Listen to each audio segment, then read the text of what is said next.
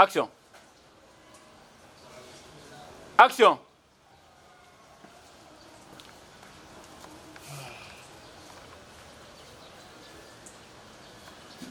Maître V. Bonjour, bonjour Maître V. Oui, bonjour Papa Christian. Yebisa biso lelo te kotalo na kati ya ndako. Précisément epa na yo nga na yebi yo Maître V mais ba yebi yo te baza posa ba yeba yo penda ba yeba yo. Ebite sokolo banini. Ah oui. Alors ba yebi nga te Hervé Kofo. Naza moko ba judoka congolais ba évolué en Poto, précisément en Suisse.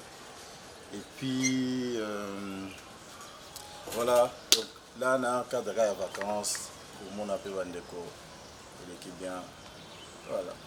Bon, yebisa biso oyaki vacances na yo mais na kotala yo ntango ye na vacances na yo tomonaka yo ye yebisa biso Maître Hervé mpo na kina wa mutu nyonso koma ndesi ngapi naza na maître ngapi babenganga maître na kwe nanga parceke yo oza maître na nini maître ya nini?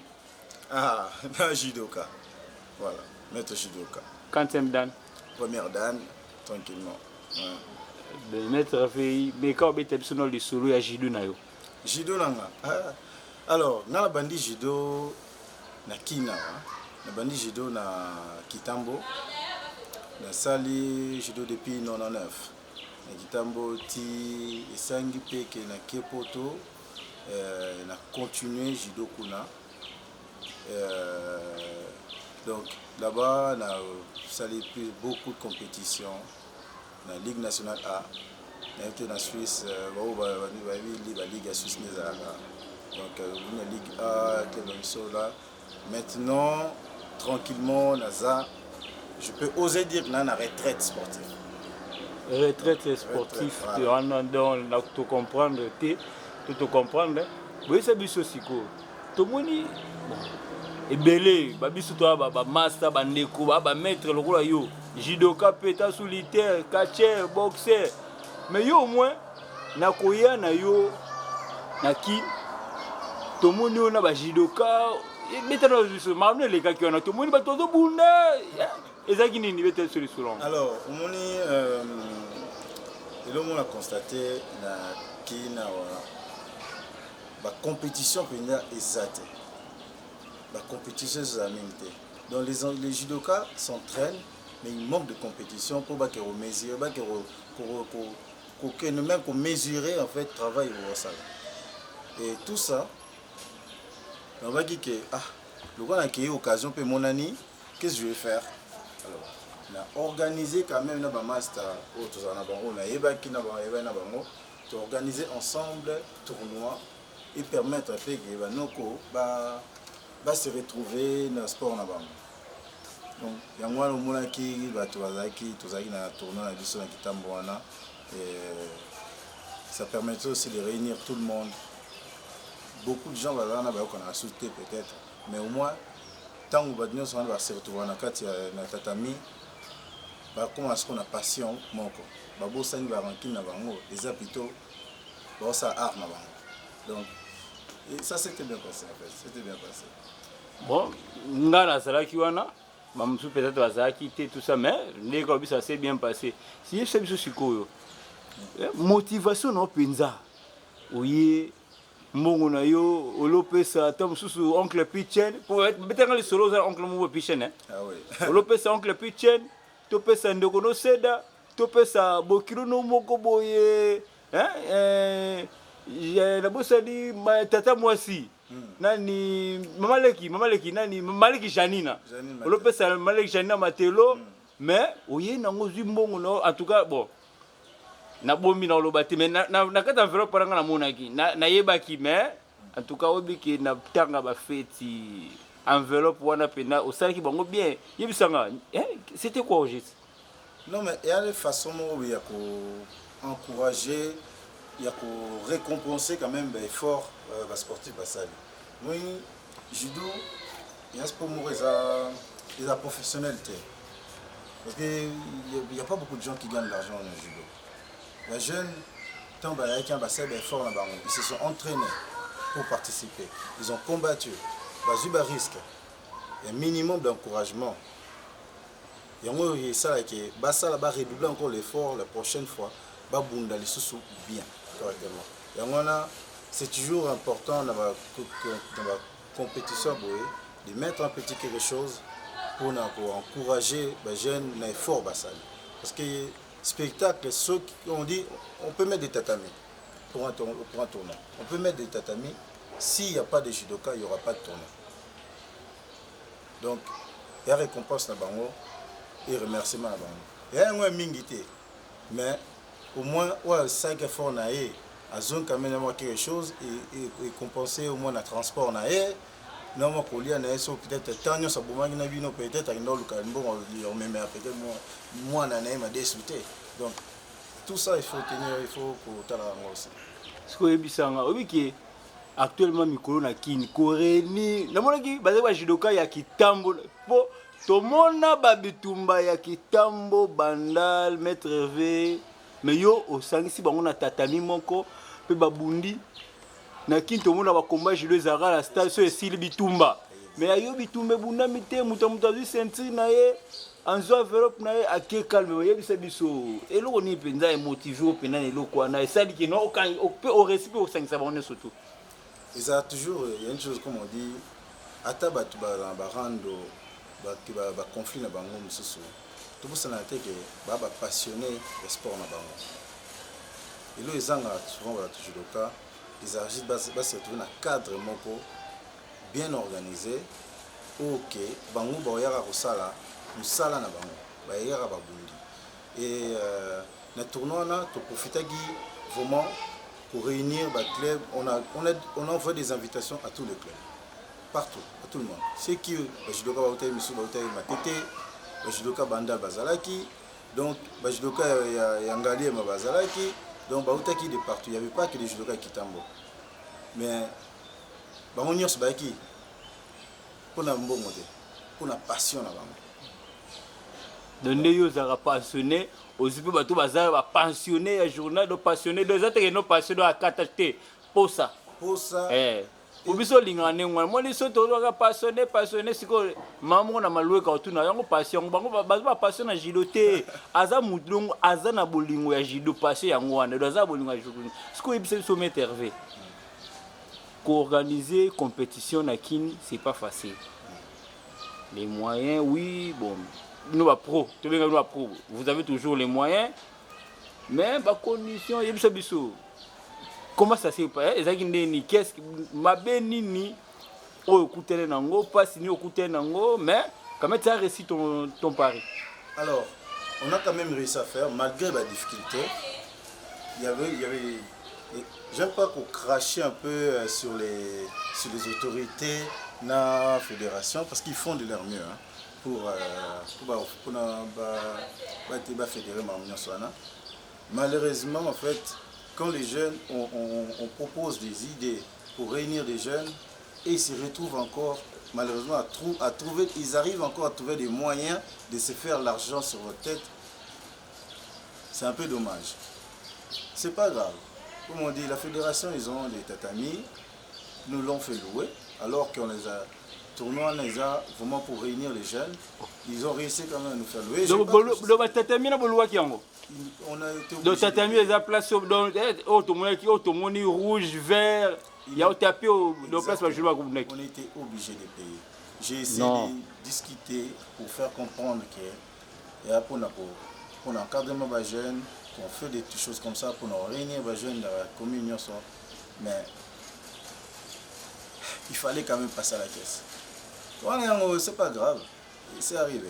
Et puis aussi la commune, même si quoi que vous organisez, ils veulent toujours gratter quelque chose. Mais il y a un petit décourage aussi, beaucoup de gens à organiser la manifestation. Quand on organise un tournoi de judo, mon côté a l'idée que Assel et Lango a gagné un bon. Le judo, il n'y a pas d'argent dans le judo. Mais quand on demande des autorisations, on vous oblige encore à payer des frais qui ne ressemblent à rien du tout. Et ça m'a décevant.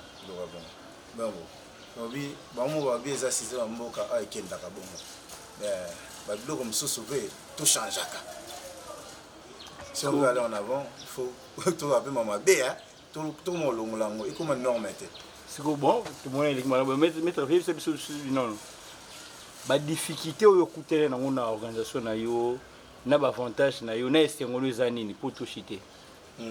Alors malgré ba difficulté tout ça qui nango et c'est moi qui vraiment et c'est moi qui m'a cassé une fois que l'organisation est toujours difficile au début.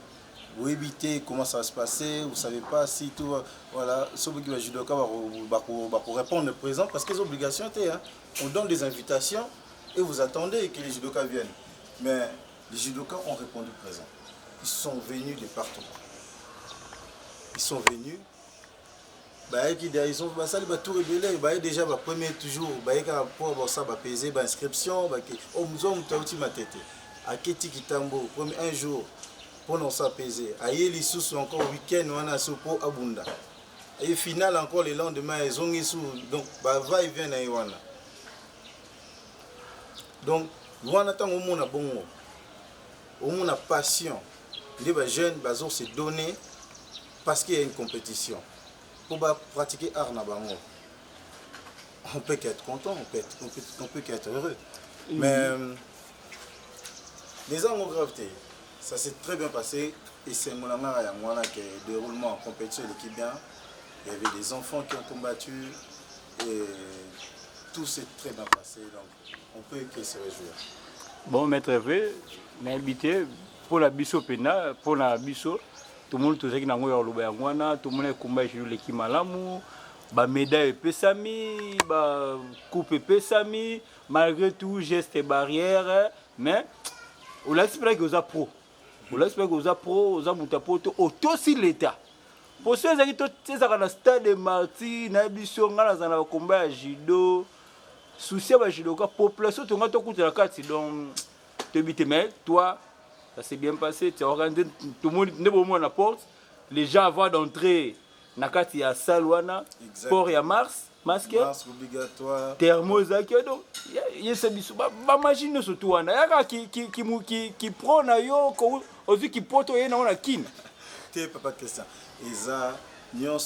Ça fait partie de l'organisation.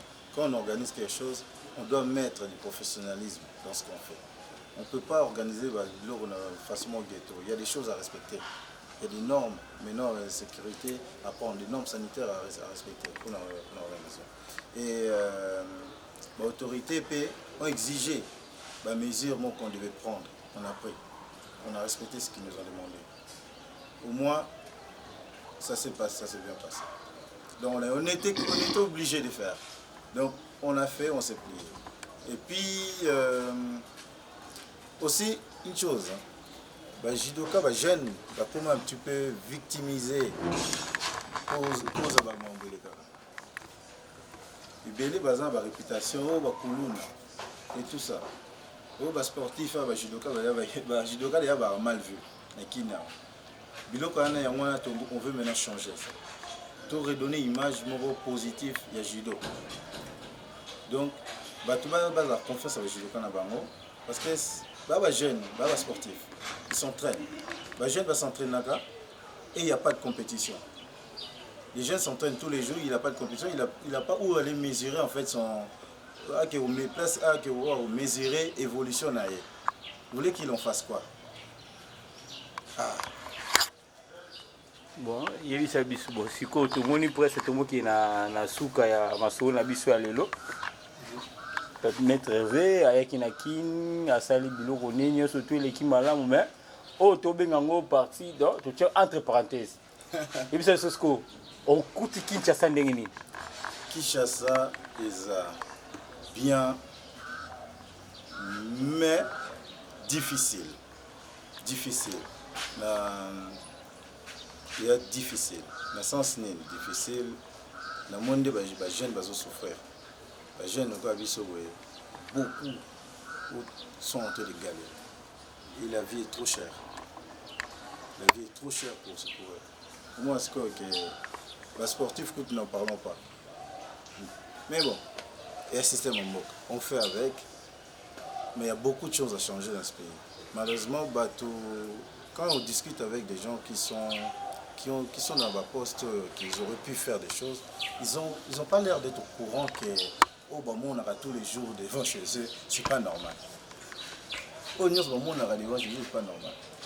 Au fond des types qui sont peut-être des députés, ils trouvent normal qu'ils couraient qu'il. Ah bisous à la cave. Qu'est-ce qu'on peut faire pour changer ça? Pourquoi ils ne s'asseyent pas pour changer ce genre de choses? On ne peut pas accepter en disant juste c'est normal. Embouteillage, c'est normal. Mais non, il faut il faut réfléchir comment supprimer le bloc à bongo. Mais bon, et on change un jour. Merci beaucoup. To comme na suka, la habité Maître Hervé. Soko za likamoko kotan soko bata sto bosa ngi tuna ki angote. O yo moko mo ki notea. Papa la biso na DMP ya kin 24 Christian Matelo atuna biso te. Fa tuna ngoza ndingi ezanini. O yo on va dire le basou. Bon le basou pourtant pour na bi kende okene ngona ozo suka la minute po toké ça na cadre de compléter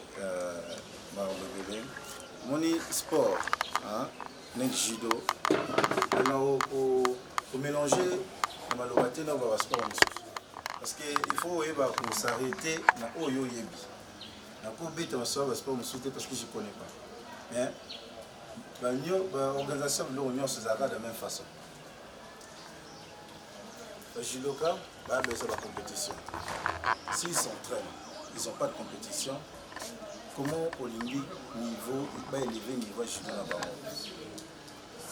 Comment on va élever le niveau judo là-bas s'ils n'ont pas de compétition, mais ça n'a pas d'expérience à combattre la compétition. Et la fédération, ils ont la peine à organiser même la compétition. Une fois, je me rappelle, c'était il y a 2 ans en arrière. Je voulais venir combattre une fois en compétition. Tout le monde. Il y avait une fédération, on appelle ça un calendrier. Il y a des dates, il y a des tournois individuels il y a l'année 2018.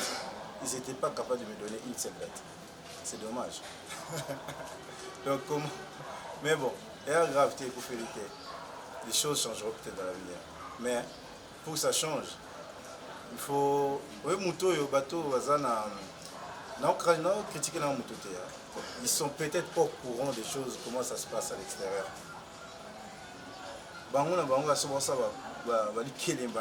Entre eux, ils sont habitués à voir. Il y a un monde qui est normal. Ils ne sont pas au courant qu'il y a des bonnes méthodes pour faire les choses. Ils ne sont peut-être pas au courant, ou ils sont au courant, mais ils décident de faire l'ignorant. Mais bon. Voilà, c'est tout ce que j'avais à dire. C'est bon, on a évité ce que vous avez moi. Bon, il n'a qui bino pour les arrêter, mais biso les arrêter obligés. Les banques net biso les autorisés. Moi banga na boire on a banani. Alors, les banques il y a plutôt un remerciement, remercier staff Oyo, il y a Judo Club Kitambo qui m'ont aidé dans l'organisation. On a travaillé ensemble, on a travaillé beaucoup. Préparation des années, des gens dans le téléphone, des lois administratives. Donc, ils se sont investis bénévolement pour la passion à Bango. Et Bango Penda, donc, un grand merci, un grand chapeau pour Bango Nyaso. Et puis aussi, Christelle Ekofo, ma femme. Qui Christelle c'est bon, tout le monde était pour maman Fouazarana, maman Tobombi, maman. Donc, qui a beaucoup travaillé de loin pour l'organisation. Donc, Minga Obezate. Merci beaucoup, Père. Ça va, ciao. Est-ce qu'on a besoin de soukan? Tobombi. Ça va, merci. Ça va, ciao, bon voyage. Merci, Père. Ciao.